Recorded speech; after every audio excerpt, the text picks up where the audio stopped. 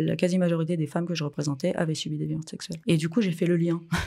Et ces femmes-là, je les accompagnais juridiquement, hein, mais elles me parlaient aussi de la détresse émotionnelle et de l'errance thérapeutique dans laquelle elles se trouvaient. Avec l'accompagnement au déploiement, mettre l'hippocampe en marche, et puis, du coup, traiter l'information. Avec ce petit plus d'humanité, on change le regard de la personne sur son vécu.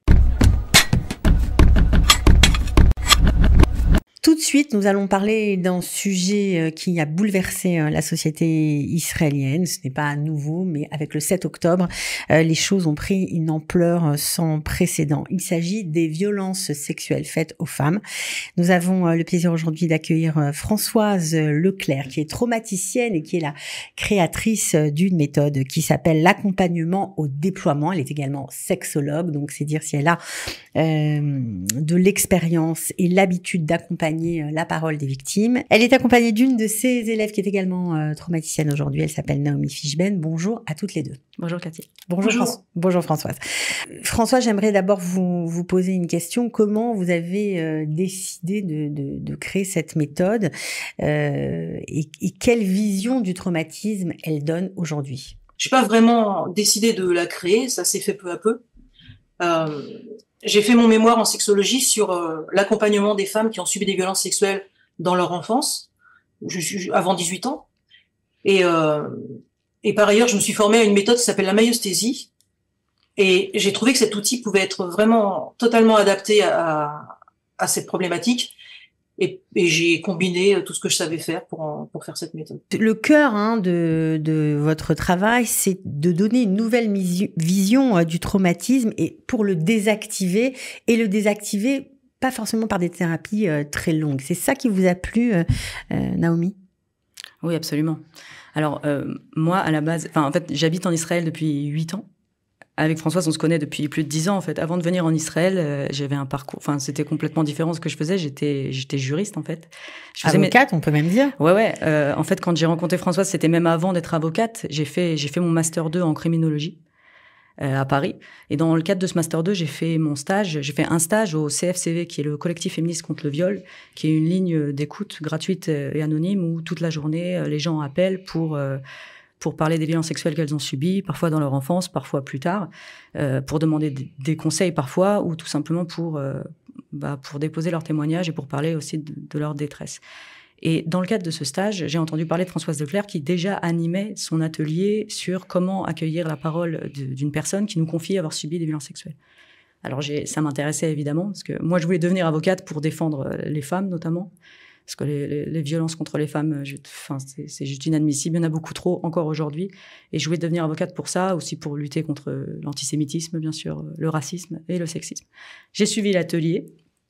J'ai trouvé cet atelier super, parce qu'on apprend vraiment, Françoise nous enseigne des outils concrets pour réagir, en fait. Quand la personne nous fait la confidence, j'ai subi des violences sexuelles enfant, quand quelqu'un nous dit ça, comment on réagit dans les prochaines secondes? Est-ce qu'il faut être empathique? Est-ce qu'il faut dire c'est pas facile. Comment réagir? Comment éviter certaines maladresses? Et comment être un soutien dans ce moment-là?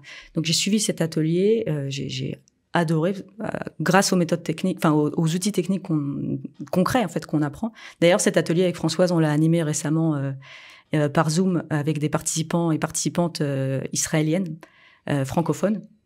Donc c'était vraiment super chouette de faire ça. J'étais vraiment heureuse en fait de pouvoir amener ça aussi en Israël. Et grâce à cet atelier, quand j'étais encore en France, du coup on a gardé le lien avec Françoise parce que j'avais adoré son enseignement.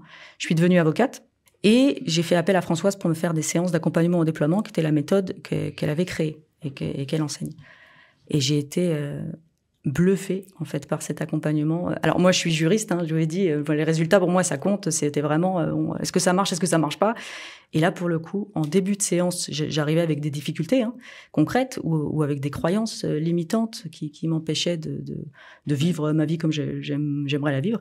Et en fin de séance les difficultés elles avaient disparu clairement, concrètement, où les pensées limitantes étaient devenues soit dérisoires, elles n'avaient plus d'importance ou elles s'étaient transformées.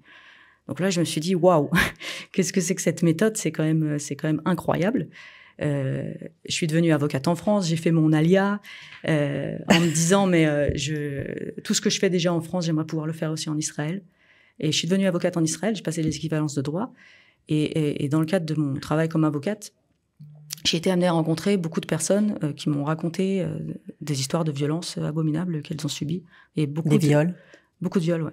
Alors, des violences de toutes sortes, mais beaucoup de violences sexuelles. La quasi-majorité des femmes que je représentais avaient subi des violences sexuelles. Et du coup, j'ai fait le lien. Et ces femmes-là, je les accompagnais juridiquement, hein, mais elles me parlaient aussi de la détresse émotionnelle.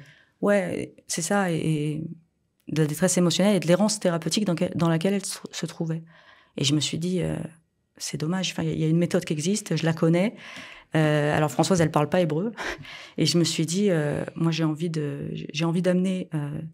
J'ai envie de faire du bien à Israël avec mes moyens, en fait. Et je me suis dit, je vais me former, je vais apprendre cette méthode et je vais la pratiquer ici. Donc, je me suis inscrite à la formation de Françoise. J'ai appris. C'était en parallèle de mon métier d'avocat ici. Et puis finalement, aujourd'hui, vous ne faites que ça. Ouais, en fait, vous avez tout lâché. Ouais, ça m'a tellement plu. Je me suis dit, mais il y a quelque chose à faire. En fait, on peut vraiment aider les gens. Et moi, j'avais vraiment à cœur d'être utile, en fait. Alors, ça tombe utile au pays. Ouais. C'est sûr, hein, utile au pays en ce moment avec toutes ces tristes nouvelles qui nous viennent de nos otages et de tout ce qui s'est passé le 7 octobre. Évidemment, on ne peut qu'applaudir cette méthode. Mais alors, Françoise, on est obligé de se tourner vers vous parce que on a l'impression que c'est de la magie. Pourtant, ça ne l'est pas. Quels sont les ressorts de cette méthode, parce qu'une séance, ça paraît extrêmement rapide. C'est assez simple en fait. Le traumatisme, ce sont des informations, c'est-à-dire le vécu émotionnel, qui dans l'instant n'a pas pu être intégré et qui donc se trouve stocké de façon dysfonctionnelle dans le cerveau émotionnel. Quand on parle, quand on raconte avec notre cerveau rationnel. Or, les infos, vous voyez, les infos, elles sont dans le cerveau émotionnel et nous, on raconte avec notre cerveau rationnel. C'est pas les bonnes infos. Donc, désactiver le traumatisme, ça consiste à prendre des infos qui sont stockées de façon dysfonctionnelle, aller les mettre au bon endroit dans le cerveau rationnel. Et pour ça, j'utilise une médiation de dialogue intérieur. Donc, on ne parle pas au présent, on ne raconte pas ce qu'on a vécu. On ne revient pas sur le traumatisme. On dit souvent que le fait de raconter un traumatisme le réactive, en fait. Il ne résout rien. Absolument. Donc, on évite ça. On ne parle absolument pas des faits. C'est pour ça que ça va vite. On raconte pas, donc ça va beaucoup plus vite. Et je demande à la personne de mettre son attention sur celle qu'elle était, celui qu'il était quand il a vécu cet événement. Et on dialogue avec cet être. Et dans un état de conscience modifié, ça permet de retrouver le vécu émotionnel qui n'a pas été intégré et de l'intégrer. Alors, ça veut dire quoi? Vous demandez à cette personne-là, quand cet événement traumatique, quand ce viol est arrivé, tu ressentais quoi, par exemple? Non, parce que ça serait au présent, en fait. Ça serait la personne présente qui parlerait, qui parlerait avec sa mémoire biographique. Or, notre mémoire, elle est évolutive. On change le récit de soi au fil du temps. Donc, on ne répond pas avec le vécu de l'époque. Alors, si on se met dans cette position-là d'imaginer qu'on dialogue avec celle qu'on était, on va retrouver ce vécu et du coup, en exprimant nos émotions, on va les traverser et quand une émotion est traversée, elle s'apaise. C'est comme ça que ça fonctionne. Ça paraît incroyable. Alors aujourd'hui, j'imagine que vous avez dû suivre avec beaucoup d'attention ce qui s'est passé chez nous en Israël. Ça a dû bien sûr vous choquer, vous heurter et puis surtout vous dire que peut-être que vous pouviez aider. C'est pour ça que je suis vraiment heureuse que Noémie soit sur place et qu'elle puisse faire des séances sur place parce que oui, ça peut aider. Parce qu'il y a beaucoup de méthodes. Hein. On a besoin aussi d'avoir un point de référence. Est-ce que c'est proche de l'EMDR, par exemple? Est-ce que c'est proche de la kinésiologie? Est-ce que est-ce que ça s'inspire? Est-ce que c'est un mélange? Par rapport à l'EMDR va permettre l'intégration l'intégration neuro-émotionnelle du traumatisme. Et il y a un petit plus, je dirais, c'est un petit plus d'humanité. C'est comme il y a ce dialogue intrapsychique, on réhabilite l'être qui a vécu le trauma. Et en même temps, on désactive de la même façon, on désensibilise, puisque le MDR, c'est par des stimulations bilatérales alternées, permet que l'hippocampe, la structure qui transforme la mémoire traumatique en mémoire biographique, se remette en marche. Mais ça fonctionne aussi. On peut aussi, avec l'accompagnement au déploiement, mettre l'hippocampe en marche et puis, du coup, traiter l'information. Alors, mais avec ce petit plus d'humanité, on change le regard de la personne sur son vécu. Voilà, c'est ça qui est important. C'est exactement ce que vous avez ressenti quand vous l'avez fait? Absolument. J'ai senti une bouffée d'humanité, en fait. En fait, j'ai été vraiment bluffée par la douceur de l'accompagnement. Ce qu'on n'a pas. J'avais essayé déjà d'autres thérapies et je me rappelle que j'avais trouvé ça soit éprouvant parfois les autres thérapies, soit quand on doit raconter par exemple. Je me rappelle de séances où on raconte pendant 1 heure, on sort de là, on se dit c'est bon, la personne nous a entendu, nous a écouté, on se sent bien pendant 5 minutes, mais oui, en puis fait des fois c'est intrusif. Parfois parler à un thérapeute qu'on ne connaît pas, on n'a pas envie de lui raconter sa vie. Voilà, des fois c'est intrusif et surtout. Au final, dans mon expérience, ça ne servait à rien puisque on raconte notre enfance pendant 1 heure. D'accord, ok. Qu'est-ce qu'on fait de ça ensuite en fait? Et pendant qu'on raconte, si c'est des mauvais souvenirs, on s'en rappelle, on le revit. Et j'avais pas du tout aimé. Alors que là, dans cette méthode-là, il n'y a pas un seul moment où on raconte. Il y a une délicatesse dans la façon dont les questions sont posées. On se sent complètement accueilli, mais dès la première seconde, en fait. C'est parce qu'il y a une question de posture aussi. Françoise l'enseigne dans sa formation. On apprend un savoir-être, un savoir-faire. On apprend à être en empathie, mais avec un sens renouvelé pour ce mot. On a tendance aujourd'hui à penser que l'empathie, c'est se mettre à la place de l'autre, alors que pour moi, c'est une mauvaise définition, en fait. C'est pas ça l'empathie. L'empathie, c'est prendre la mesure de ce qui est vivant chez l'autre. Donc, c'est être avec lui et voir ce qui est vivant. Et c'est ce qu'on fait dans le cadre des séances. Quand on va écouter celle qu'on était, qui a subi quelque chose de douloureux. Elle a subi quelque chose de douloureux, mais c'est pas son identité. Enfin, il y a les faits et il y a l'être derrière les faits qui vit ça, quoi. Et qu'est-ce qui se passe pour cette personne? Est-ce que c'est une thérapie qu'on peut faire aussi en famille? Parce que là, je pense aux otages. On a entendu qu'elles ont été violées tous les jours, filles, garçons, voilà, certaines sont enceintes. C'est terrifiant. On imagine leur retour. On imagine les mères de ces filles. Enfin, c'est terrible. Est-ce que les mamans aussi peuvent se faire traiter et est-ce qu'il faut du temps? Est-ce qu'il faut attendre? Est-ce qu'il faut se faire traiter tout de suite? Et est-ce qu'on peut aussi désamorcer un traumatisme voilà, très ancien Avec la même méthode, on va traiter un traumatisme très récent ou un traumatisme très ancien. Ça marche exactement de la même façon. La seule impossibilité, je dirais, c'est si la situation est encore en cours. Par exemple, en cas de violence conjugale, si la personne est en danger, on peut pas désactiver le traumatisme. Ça, c'est pas possible. Mais si la situation n'est plus au présent, alors on peut désactiver, que ce soit très récent ou que ce soit plus ancien. Et oui, on peut désactiver les traumatismes de toute la famille, bien sûr. Et quand une personne a subi, l'entourage aussi, bien sûr, est traumatisé. Différemment, mais il a besoin aussi que son traumatisme soit désactivé. Alors, vous êtes spécialisé dans les violences sexuelles, mais est-ce que ça marche, par exemple, parce que ça pourrait marcher pour des soldats traumatisés qui ont dû évacuer des corps, qui ont eu des blessures de guerre terribles? Je pense aux infirmiers de guerre et à d'autres, à tous ceux qui ont évacué les blessés. Est-ce que pour eux aussi, ça peut marcher? Absolument. C'est une méthode qui est particulièrement adaptée pour les personnes qui ont subi des violences sexuelles parce que, encore une fois, il n'y a pas besoin de raconter et que très peu de séances suffisent. 2-3 séances, parfois même une seule, peut suffire à faire en sorte que tous les symptômes du présent disparaissent. Mais c'est une méthode qui fonctionne également pour toutes les problématiques du présent et qui peut désactiver toutes sortes de traumatismes. Et le traumatisme, de toute façon, c'est pas l'événement en lui-même, c'est la façon dont la personne l'a vécu. Mmh. Alors que ça soit, oui, effectivement, ce que vous avez dit, ce qui est arrivé aux soldats, ce qui est arrivé à toutes ces femmes, ça permet de traiter toutes les problématiques et tous les traumas. Ouais.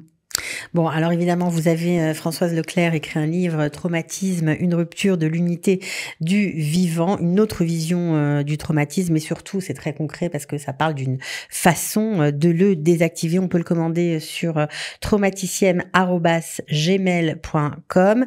Vous allez faire, bien sûr, encore et encore des ateliers pour accueillir la parole de ceux qui ont vécu des violences sexuelles. Alors ça, ce qui est génial, c'est que c'est en Zoom, c'est ça? On peut tous y participer? Oui, absolument. C'est gratuit ou pas? Comment ça se passe? Non, je demande 50 € de participation. Je sais pas ce que ça fait. C'est pas très cher.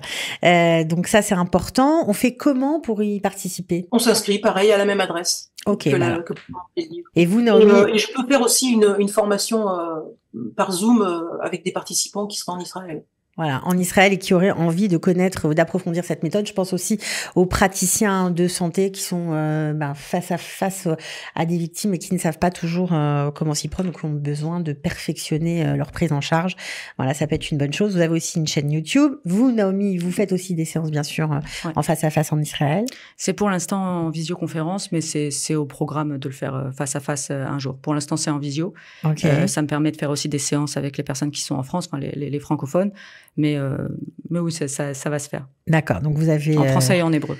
Vous avez un site aussi, Naomi Fishben. On mettra tous vos coordonnées dans le descriptif au-dessus de la vidéo. On voulait vous remercier vraiment de penser à nous. Ah, merci. Avec joie. Voilà. Et puis, on vous souhaite de soigner beaucoup de mal-être et que les gens aillent beaucoup mieux grâce à vous. Merci beaucoup. Je voulais rajouter quand même quelque chose, c'est que Françoise forme des traumaticiennes et c'est une méthode, comme je disais, qui est vraiment efficace.